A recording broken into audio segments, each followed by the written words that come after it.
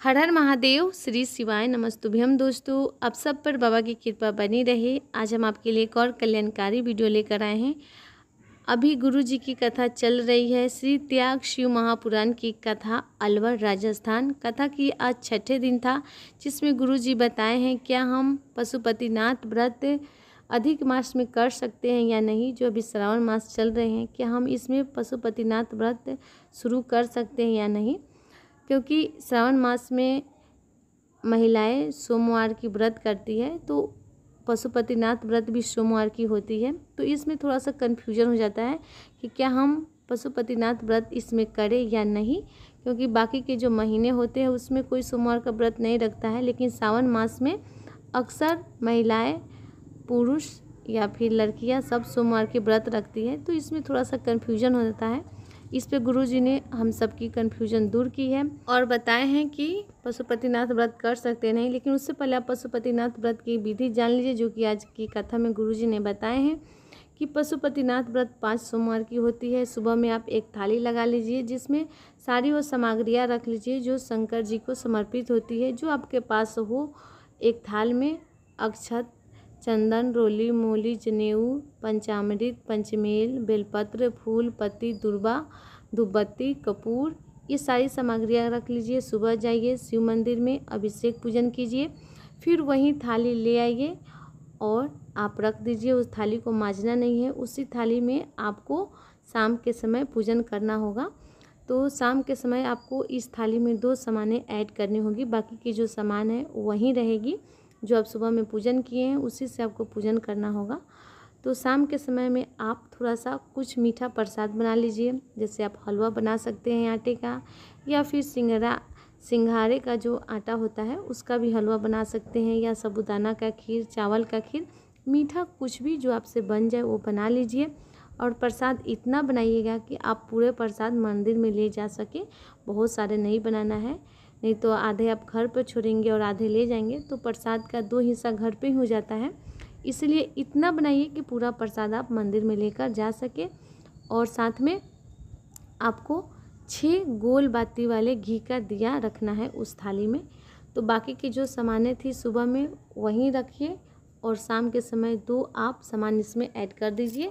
भोग जो मीठा आप बनाए हैं वो, और 6 दिया, बस शाम के समय आप यहीं 2 सामानें ऐड करिए। बाकी आप इसमें थोड़ा सा जल रख सकते हैं, लेकिन शाम के समय पंचामृत समर्पित नहीं किया जाता है। तो आप फिर मंदिर जाइए, जल का छींटा दीजिए, और जिस तरह आप सुबह में पूजन किए उस तरह से आप पूजन करिए। और जो 6 दिया ले गए हैं, 6 दिया आपको मंदिर में नीचे रखना है। थाली में से निकाल कर 5 को जलानी है, प्रज्वलित करनी है। 1 दिया आपको नहीं जलानी है। और जो ये भोग ले गए हैं उसे मंदिर में ही 3 हिस्सा करना है, और आपको एक भोग में से आपको हिस्सा उठाकर थाली में रखना है, और 1 दिया आपको उठाकर थाली में रखना है। इस तरह से आप मंदिर से 2 सामानें उठाकर आप अपने थाली में रखिए। 1 दिया जो आपने नहीं जलाया वो, और 1 भोग का हिस्सा। और बाबा से विनती करिए, बाबा हम जिस कामना के कारण ये व्रत कर रहे हैं उस कामना को पूर्ण करिए, हम पर कृपा करिए। आपकी कृपा से हम ये व्रत कर रहे हैं। बाबा से विनती करिए और प्रणाम करके, नमन करके आप घर आइए।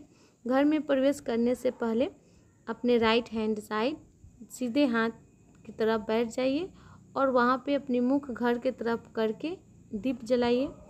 वहाँ पर भी बाबा से आप अपनी कामना बोल दीजिए। ये सिर्फ कामना आपको पहला दिन ही बोलना है, बाकी के आप दिन सिर्फ पूजन करिए और आइए, और दिया जलाकर आपको घर में प्रवेश कर जाना है। जो आप प्रसाद का हिस्सा लाए हैं उसे आप आचमन करिए। उस प्रसाद के हिस्से में से किसी को नहीं देना है, सिर्फ आपको अकेले खाना है। उसके बाद आप भोजन करिए।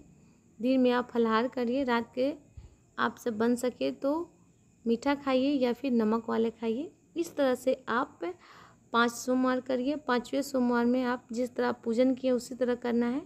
आपको लगेगी कुछ सामग्रियाँ, 108 आप बेलपत्र लीजिए, या फूल लीजिए, या फूल की पंखुड़ियाँ लीजिए, मूंग के दाने लीजिए, चावल के दाने लीजिए, जो भी आपसे बन जाए वो 108 सामग्रियाँ ले लीजिए। 1 श्रीफल, कुछ भेंट रुपया, 11, 21, 51, जितना आपसे हो सके आप इतना ले लीजिए। कुछ सीधा भी आप ले सकते हैं, जो मंदिर में पंडित जी रहते हैं उनको देने के लिए, जैसे चावल दाल। इस तरह से आप फिर शाम के समय 5वें, जिस दिन आपके सोमवार हो, उद्यापन का दिन हो, उस दिन आप जाइए मंदिर में पूजन कीजिए जिस तरह आप से करते आए हैं। और 108 जो सामग्रियाँ आप ले गए हैं, एक एक करके श्री शिवाय नमस्तुभ्यम बोलकर बाबा के ऊपर समर्पित करिए।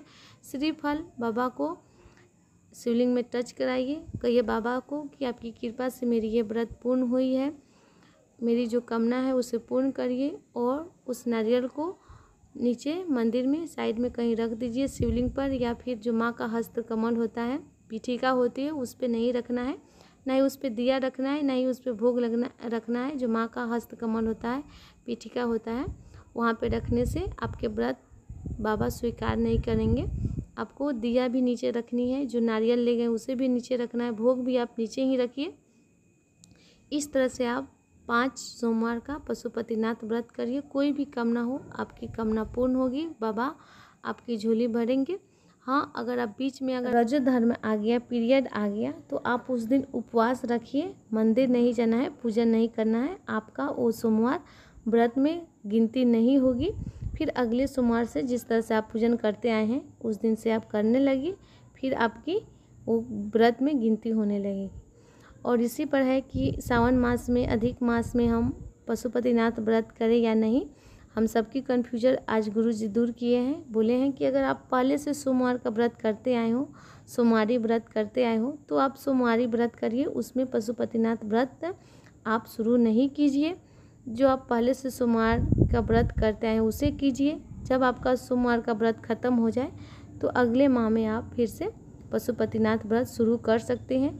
या फिर आप पहले से किए हैं, 1-2 बच गया है जो कि आपको सावन मास में उद्यापन करना था, तो पहले से अगर आप सोमवारी का व्रत करते आए हैं तो आप पहले से सोमवारी का व्रत कर लीजिए, बाद में आप उद्यापन करिएगा। अगर आप व्रत नहीं करते हैं कभी भी सोमवार का, सावन सोमवार का व्रत नहीं करते हो, तो आप बेझिझक पशुपतिनाथ व्रत सावन में शुरू कर सकते हैं, उद्यापन कर सकते हैं, कोई दिक्कत नहीं है।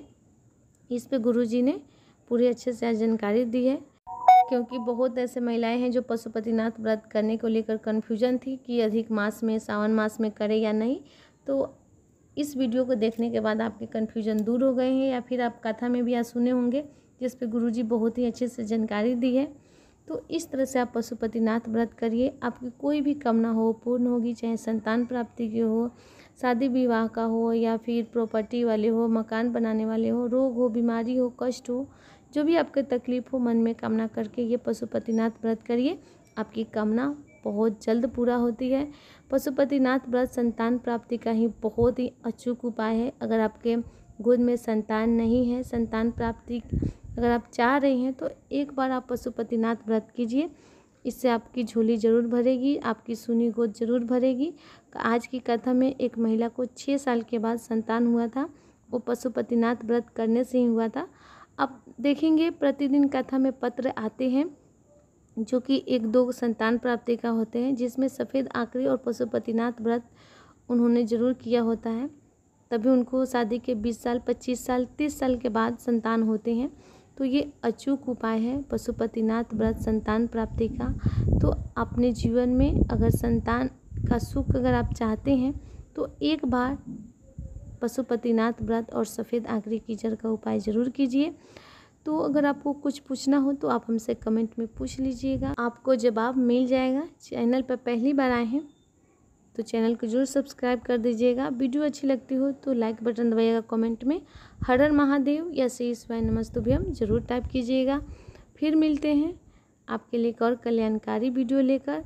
तब तक के लिए आप सबको एक बार फिर से दिल से श्री शिवाय नमस्तुभ्यम।